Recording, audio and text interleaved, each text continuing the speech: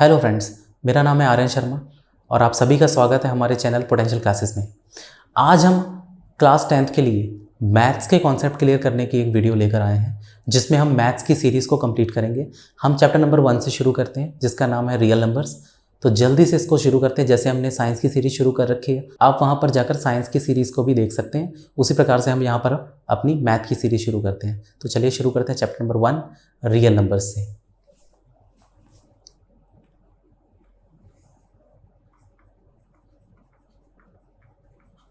Chapter number 1 real numbers. Chapter number 1 real numbers. Real numbers में हमें पढ़ना क्या है? इस चैप्टर में हमें पढ़ना है कि एलसीएम और एचसीएफ कैसे निकाला जाता है, इन दोनों का आपस में रिलेशन क्या है और ये कब निकालना है। 1.1 में हमें यही पढ़ना है। 1.1 के यही कॉन्सेप्ट है। और जब हम पढ़ेंगे 1.2 तो 1.2 में हमें पढ़ना है how to prove a number as irrational. अगर हम ये दो कॉन्सेप्ट समझ गए तो हमारा फर्स्ट चैप्टर बहुत ही इजीली कंप्लीट हो जाएगा। तो पहले हम 1.1 के कॉन्सेप्ट समझने की कोशिश करते हैं। तो नंबर 1 जो है, सबसे पहले अगर आपको कोई नंबर दिया हो, जैसे कि मैं आपको नंबर दे दूँ 156 और आपको बोला जाए मेक इट्स प्राइम फैक्टर्स। क्या बोला जाए? Make it's prime factors. तो इसके प्राइम फैक्टर्स बनेंगे कैसे? आप इसको डिवाइड करना शुरू कर दीजिए। जैसे मैंने इसको 2 पे किया तो यहाँ पर क्या आ जाएगा? यहाँ पर आ जाएगा 78। फिर हमने 2 पे डिवाइड किया तो यहाँ पर आ जाएगा 39। फिर हमने इसको 3 पे डिवाइड किया, आ जाएगा 13। फिर हमने इसको 13 पे डिवाइड किया तो आ जाएगा 1। तो इसके फैक्टर्स क्या हुए? इसके फैक्टर्स हुए 2 × 2 × 3 × 13। अब आपको याद रखना है कि अगर कोई नंबर रिपीट हो रहा है तो उसको आपको एज अ एक्सपोनेंशियल पावर लिखना पड़ेगा। एक्सपोनेंशियल पावर का मतलब, जैसे अगर यहाँ पर 2 टाइम्स आया, कितनी बार है 2? यहाँ पर 2 कितने टाइम्स आया? 2 टाइम्स आया। तो हम 2 को उसकी पावर में 2 लिख देंगे। जितनी बार भी वो नंबर आएगा हम उसको उतनी बार लिख देंगे। जैसे कि मैं यहाँ पर लिख सकता हूँ 2⁻² × 3 × 13। These are the prime factors, या क्या हो गए? These are the prime factors of 156। तो ये तो फर्स्ट कैटेगरी हो गई अगर हमें प्राइम फैक्टर्स निकालने हों। इसी से रिलेटेड है हमारा एलसीएम और एचसीएफ का कॉन्सेप्ट। जैसे कि मैं आपको 2 नंबर दूँ, अगर मैं आपको 2 नंबर दूँ, वो नंबर 26 और 91। अब आपको बोला जाए आप इन 2 नंबर का एलसीएम भी निकालिए और एचसीएफ भी निकालिए। तो पहले हम इसकी प्राइम फैक्टराइजेशन करेंगे। हमें क्या करना है? Find LCM and HCF of 26 and 91। हम इसको डिवाइड करते हैं। 2 से हमने डिवाइड किया 13 से किया 1। सिमिलरली यहाँ पर हमने 3 से इसको डिवाइड किया तो यहाँ पर आ जाएगा, सॉरी ये 3 से नहीं होगा डिवाइड, ये यहाँ पर हमने 7 से किया तो 13 और 13 से किया तो 1। अब हम इसके प्राइम फैक्टर्स कैसे लिख सकते हैं? 2 × 13 और उसके लिखेंगे 7 × 13। इतना तो हमने पहले भी सीख लिया कि प्राइम फैक्टर्स लिखते कैसे हैं। अब अगर आपको एचसीएफ निकालना है, एचसीएफ, तो आप चेक करिए कि दोनों के प्राइम फैक्टर्स में कॉमन नंबर कौन से हैं। दोनों के प्राइम फैक्टर्स में कॉमन नंबर, जैसे यहाँ पर 13 और 13 क्या आ गया? कॉमन। तो इसका एचसीएफ क्या हो जाएगा? 13 हो जाएगा। इसका एचसीएफ क्या हो जाएगा? 13 हो जाएगा। सिमिलरली अगर मैं एलसीएम निकालना चाहूँ तो एलसीएम को निकालने के लिए आपको क्या करना होगा? एलसीएम को निकालने के लिए आपको जस्ट कुछ नहीं करना, जो कॉमन नंबर है उसको आपको एक बार लिखना है, जो कॉमन नंबर है उसको आपको सिर्फ 1 टाइम लिखना है, और जो रेस्ट नंबर्स, बचे हुए नंबर्स हैं, उनको वैसे ही मल्टीप्लाई में लिख दीजिए। यहाँ पर क्या बचा? 13 को छोड़कर यहाँ पर बचा 2 और वहाँ पर 13 को छोड़कर क्या बचा? 7। अब जब हम इस सबको मल्टीप्लाई करके आंसर निकालेंगे तो वो हमारा क्या होगा? एलसीएम होगा। वो हमारा क्या होगा? एलसीएम होगा। समझ पा रहे हैं आप एलसीएम और एचसीएफ के कॉन्सेप्ट क्या होते हैं?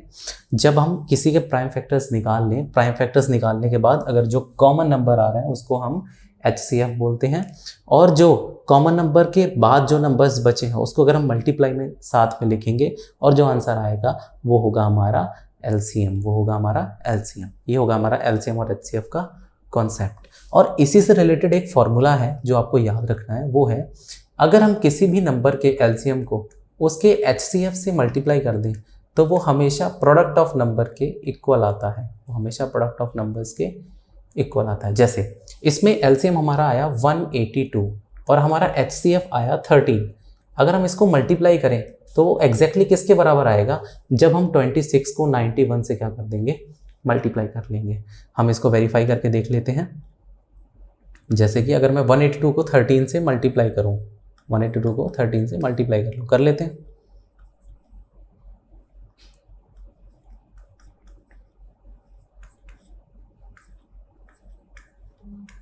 हमारा कितना आ गया 2, 3, 6 और 6, और हम 26 को 91 से जब मल्टीप्लाई करेंगे तो भी हमारा एग्जैक्ट आंसर आना चाहिए।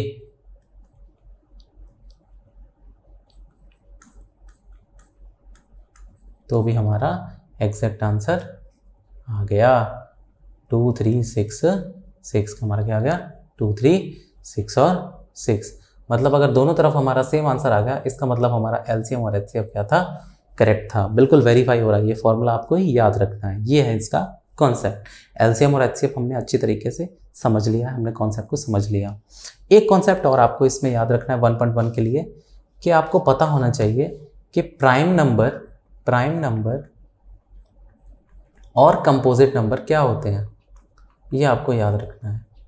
प्राइम नंबर वो होते हैं जिनके फैक्टर्स या तो वो सेल्फ डिवाइड होंगे, या फिर वो सिर्फ 1 से डिवाइड होंगे, या फिर वो सिर्फ 1 से 1 उनका फैक्टर होगा। यानी कि जैसे मैं नंबर लिखूं 29, अब 29 जो नंबर है ये सिर्फ 29 से डिवाइड होगा, या फिर सिर्फ ये 1 से डिवाइड होगा, और ये किसी भी नंबर से डिवाइड नहीं होता है कंप्लीटली। और कंपोजिट नंबर जो होते हैं, कंपोजिट नंबर के होते हैं more than 2 factors, more than 1 या 2 फैक्टर्स, मोर देन 1 फैक्टर्स। इसमें आपको कई सारे फैक्टर्स देखने को मिलते हैं। जैसे कि मैं यहाँ पे एक नंबर लिख दूँ, जैसे मैं यहाँ पे नंबर लिख दूँ सपोज 10, तो 10 को तो 2 भी डिवाइड कर रहा है, 10 को 5 भी डिवाइड कर रहा है, 10 को 10 भी डिवाइड कर रहा है, 10 को 1 भी डिवाइड कर रहा है।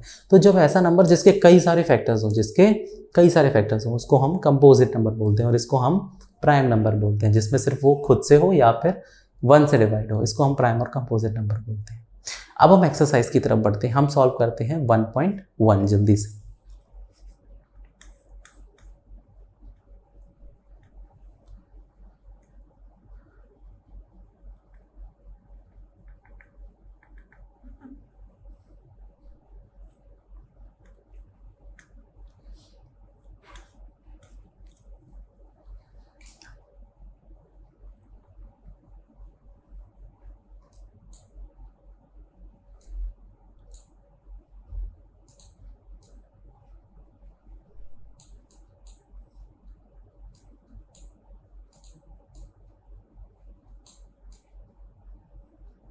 ये देखिए, ये हमारी एक्सरसाइज नंबर 1.1। अब इसको हम सॉल्व करते हैं। जैसे पहला क्वेश्चन है, express each number as a product of its prime factors. अब हमने अभी पढ़ के आए हैं कि प्राइम फैक्टर्स में हमें करना क्या है, हमें जस्ट उसके फैक्टर्स बना देने हैं। 156 मैंने अभी सॉल्व किया था, मैं 140 को सॉल्व करके दिखा देता हूँ। जैसे 140 हम इसके फैक्टर्स बना दें, 2 पे गया 70, 2 पे गया 35, 5 पे गया 7 और 7 पे गया 1। तो इसके फैक्टर्स क्या हो गए, 2 × 2 × 5 × 7। तो इसके फैक्टर्स हो गए 2 raised to power 2 × 5 × 7। ये हमारे प्राइम फैक्टर्स हो गए। बहुत इजी है, प्राइम फैक्टर्स आप इजीली ऐसे ही डिवाइड करके निकाल सकते हैं। मैं इसका भी एक पार्ट आपको 26 और 91 कर चुका हूँ। अब आपको करना है खुद ही, ये सारे पार्ट्स आपको खुद करने हैं। मैंने आपको दिखाया था कि 26 और 91 का एलसीएम और एचसीएफ कैसे निकालना है, फिर उसको वेरीफाई भी करना है। ये देखिए उन्होंने लिखा हुआ है, verify it is LCM into HCF is equal to product of the 2 numbers, आपको वेरीफाई करना है। और 3 अगर आपके पास नंबर हो तो भी बिल्कुल एग्जैक्टली वैसे ही होगा जैसे 2 मार्क्स, 2 आपका 2 नंबर्स का होता है। अब मैं आपको 4th क्वेश्चन करके बताता हूँ। 4th क्वेश्चन में आपको 2 नंबर्स दिए हुए हैं, 306 और 657। जैसे ये 2 प्रोडक्ट ऑफ नंबर्स है ना, तो इसका फॉर्मूला क्या होता है, ये किसके बराबर होगा, एलसीएम इंटू एचसीएफ। तो अगर मैं देखूँ 306 को अगर मैं 657 से मल्टीप्लाई करूँ और हमें एलसीएम निकालना है, देखिए क्वेश्चन में क्या कहा गया है, फाइंड दी एलसीएम, और एचसीएफ हमें गिवन है। एचसीएफ कितना गिवन है, वो हमें 9 गिवन है। तो 9 यहाँ पर मल्टीप्लाई है, वहाँ पे क्या चला जाएगा, डिवाइड में चला जाएगा। तो हमारा आंसर क्या होगा, 306 × 657 डिवाइड बाय 9। इसको हम सॉल्व करेंगे तो हमारे पास क्या आ जाएगा, एलसीएम आ जाएगा। बहुत इजी क्वेश्चन था, बहुत इजी क्वेश्चन था। अब हमारे 3 क्वेश्चन बचे, इनको भी कंप्लीट करते हैं तो हमारी 1.1 कंप्लीट हो जाएगी। देखिए कैसे करने हैं। देखिए कैसे करने हैं। सपोज ये क्वेश्चन पढ़ते हैं, check whether 6 to raised power n can end with the digit 0 for any natural number n। तो इसका बहुत ही सिंपल कॉन्सेप्ट है। आपसे पूछा गया है कि 6 की पावर n है, क्या ये जो इसका लास्ट डिजिट होगा वो 0 पर ख़त्म होगा। तो मैं इसके लिए आपको एक बेसिक कंसेप्ट बताता हूँ। जब भी आपको चेक करना हो कि किसी नंबर की पावर n है और वो 0 पे एंड होगा या नहीं, तो आपको सिंपली चेक करना है कि उस नंबर के प्राइम फैक्टर्स में 5 है या नहीं। वो कैसे चेक करेंगे आप? जैसे मैंने कहा, अगर मेरे पास एक a नंबर है और इसका पावर n है, अगर इस a के फैक्टर में, अगर इसके फैक्टर्स में एटलीस्ट 5 1 हो, एक 5 होना जरूरी है। अगर फैक्टर में 5 आ गया तो ये क्या हो जाएगा? ये एंड हो जाएगा विद 0। तो मैं 6 को चेक कर लेता हूँ। मैं 6 के प्राइम फैक्टर्स को मैं क्या लिख सकता हूँ? अगर मैं 6 के प्राइम फैक्टर्स लिखूँ तो क्या होगा? 2 3 3 1। तो हमारे प्राइम फैक्टर बने 2 × 3 और इनकी पावर n। क्या हमारे फैक्टर्स में 5 आ रहा है? फैक्टर्स में 5 आ रहा है? जी नहीं, 5 नहीं आ रहा है। तो फिर ये इसकी पावर आप कुछ भी लिख दीजिए, 6 की पावर आप 1 2 3 4 कुछ भी लिख दीजिए, कभी भी 0 में एंड नहीं होगा। It will never and with 0। इसको आपको अटेम्प्ट ऐसे ही करना है। आपको लिखना है कि अगर ये 0 से एंड हो रहा होता तो इसके फैक्टर्स में कम से कम एक 5 होता। यहाँ पर 5 है ही नहीं। अगर 5 नहीं है तो ये 0 पे एंड नहीं होगा। अब अगला क्वेश्चन देख लेते हैं।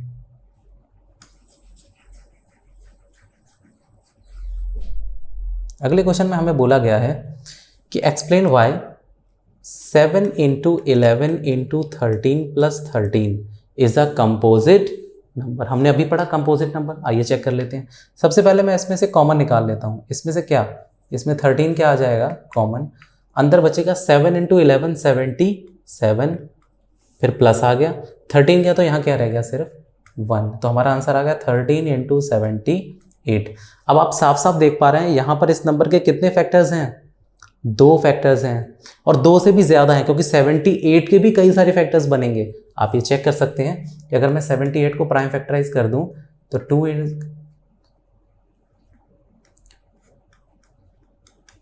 ये देखिए, तो इसके नंबर के कई सारे फैक्टर, इसके फैक्टर्स क्या बन गए? 2 × 3 × 13 × 13। तो आप देखिए कितने सारे फैक्टर्स हैं। मैंने आपको बताया था अगर कंपोजिट नंबर होगा तो उसके बहुत सारे फैक्टर्स होंगे। एग्जैक्टली यहाँ पर हमें कितने सारे फैक्टर्स मिल रहे हैं? तो ये नंबर क्या हो गया? ये कंपोजिट नंबर हो गया, ये प्राइम नंबर नहीं है। सिमिलरली ये सेकंड पार्ट भी आपको करना है। इसमें भी आपको मोर देन 2 फैक्टर्स ही मिलेंगे, जिसकी वजह से हम कह देंगे ये क्या है? कंपोजिट नंबर है। बहुत ईजी हो गया। अब हम नेक्स्ट क्वेश्चन देखते हैं। नेक्स्ट क्वेश्चन में क्या बोल रहे हैं? There is a circular path around a sports field. Sonia take 18 minutes to drive 1 round while Ravi takes 12 minutes for the same. Suppose they both start at the same timing, how much time after they will meet. वो कब एक साथ मिलेंगे? जब एक साथ मिलेंगे इसका मतलब उनका एक कॉमन फैक्टर आ जाएगा, एक एलसीएम होगा। अगर हम यहाँ पर दोनों के टाइम का एलसीएम निकाल लें, लोएस्ट कॉमन फैक्टर, तब हम ये निकाल सकते हैं कि वो किस पॉइंट पर मीट होंगे। तो आज हम देख लेते हैं। अगर हम 18 और 12 का एलसीएम निकाल लें, ये देखिए 2 9 3 3 3 1, और ऐसे 12 का हो जाएगा 2 6 12, 2 3 6 3 है ना। इसके प्राइम फैक्टर्स दोनों के हमें लिखने होंगे। 18 के प्राइम फैक्टर क्या बन गए? 2 × 3 × 3, ये 18 के बन गए, और इसके बने 2 × 2 × 3, ये किसके बन गए? 12 के। और एलसीएम लेने के लिए हमें कॉमन को एक बार लिखना है। जल्दी जल्दी देखिए कॉमन नंबर्स कौन कौन से हैं? 2 यहाँ पर कॉमन, 2 यहाँ पर कॉमन, 3 यहाँ पर कॉमन, 3 यहाँ पर कॉमन। तो 2 और 3 को तो हम एक बार लिखेंगे, और जो बाकी के नंबर बचे हैं उनको हम कलर चेंज कर लेते हैं, उससे लिख लेते हैं। बाकी हमारे पास क्या बचा? एक हमारे पास 3 बचा और एक हमारे पास 2 बचा। तो हमारे पास टोटल क्या आ गया? 2 3 6, 3 18, 18 2 36। इसका मतलब वो कहाँ पर मिलेंगे? वो 36 मिनट्स बाद मिलेंगे। एलसीएम क्या आ गया? 18 और 12 का एलसीएम क्या आ गया? 36। तो ये बहुत ही इजी क्वेश्चन था। इसी के साथ हमारी 1.1 क्या होती है? कंप्लीट होती है। हम नेक्स्ट वीडियो में 1.2 को करेंगे और उसके कॉन्सेप्ट समझने की कोशिश करेंगे। आई होप कि आपने एलसीएम और एचसीएफ को अच्छे से समझ लिया है, प्राइम नंबर और कंपोजिट नंबर को भी अच्छे से समझ लिया है। Thank you. आज के लिए बहुत बहुत धन्यवाद आपको हमारे साथ जुड़ने के लिए। आई होप आप सब ने एलसीएम और एचसीएफ के कॉन्सेप्ट अच्छे से समझ लिए हैं। अब हम मिलते हैं अपने नेक्स्ट वीडियो में, जिसमें हम 1.2 में इरेशनल नंबर के कॉन्सेप्ट्स को भी क्लियर करेंगे। तब तक के लिए धन्यवाद। Thank you. बाय।